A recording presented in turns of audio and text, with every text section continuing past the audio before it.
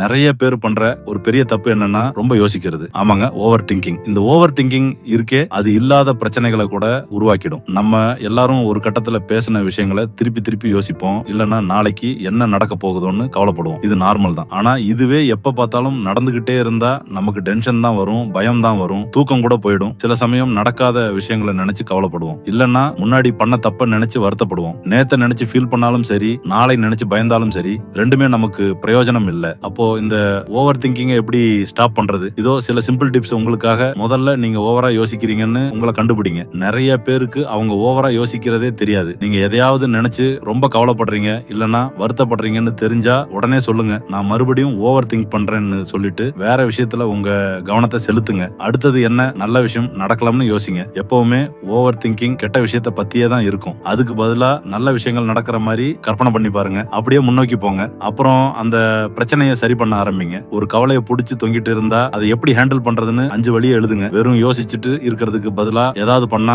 அது பெரிய டிஃபரன்ஸ் கொடுக்கும். பண்றதை பத்தி பேசும்போதே சொல்லணும். ஏதாவது பண்ணுங்க, எக்ஸர்சைஸ் பண்ணுங்க, படிங்க, சமைங்க, இல்லைன்னா ஏதாவது புதுசா உருவாக்க ஆரம்பிங்க. சும்மா உட்காந்து யோசிச்சுட்டு இருக்கிறதுக்கு பதிலா யூஸ்ஃபுல்லா ஏதாவது பண்ணணும். அதுவும் இல்லாம யோசிக்கிறதுக்குன்னு டைம் ஒதுக்குங்க. சக்சஸ்ஃபுல்லான ஆளுங்க எல்லாரும் டெய்லி கொஞ்ச நேரம் அவங்க பிளான் பண்றதுக்கும் அவங்க டாட்ஸ் ஒழுங்கு பண்றதுக்கும் ஒதுக்குவாங்க. அதனால அவங்க நாள் பூரா கவலைப்படாம இருப்பாங்க. அந்தந்த மொமெண்ட்ல இருக்க ட்ரை பண்ணுங்க. மெடிடேஷன் பண்ணலாம், நல்லா மூச்சு விடலாம், இல்லைன்னா இப்ப என்ன நடக்குதோ அதுல கவனமா இருக்கலாம். இது உங்களை நிலையா வச்சுக்க ஹெல்ப் பண்ணும். எலினார் ரூஸ்வெல்ட் சொன்ன மாதிரி, நேத்து முடிஞ்ச கதை நாளைக்கு என்னன்னு யாருக்கும் தெரியாது. இன்னைக்கு ஒரு கிஃப்ட். அதனாலதான் அதுக்கு பிரசன்ட்னு பேர். பெரிய விஷயமா பாருங்க. நீங்களே கேட்டுக்குங்க, இதுல மோசமா என்ன நடந்துட போகுதுன்னு. நிறைய டைம் நீங்க நினைக்கிற மாதிரி அது அவ்வளவு மோசமா இருக்காது. ஒருவேளை ரொம்ப மோசமா இருந்தா திருப்பி அந்த பிரச்சனையை சரி பண்றதுக்கு போங்க. கடைசியா டேங்க் ஃபுல்லா இருங்க. ஓவர் திங்கிங் நெகட்டிவ் தாட்ஸ்ல இருந்து தான் வருது. உங்களால நீங்க டேங்க்ஸ் சொல்ற ஒரு விஷயத்தோட ஆரம்பிங்க. அதே மாதிரி முடியும் போதும் இந்த மாதிரி விஷயங்களை எழுதுறது உங்க தாட்ஸ் மாத்த ஹெல்ப்